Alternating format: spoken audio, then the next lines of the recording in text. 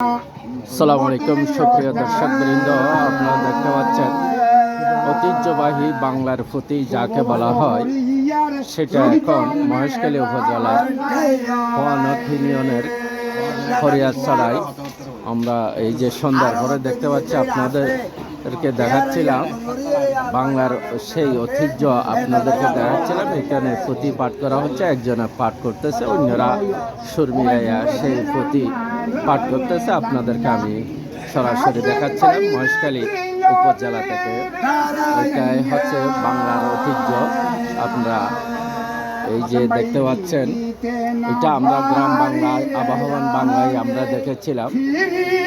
বেশ কয়েক বছর থেকে এটা বিলুপ্ত প্রায়, আবার আমরা এখানে আপনাদেরকে দেখছি এই অবস্থায়।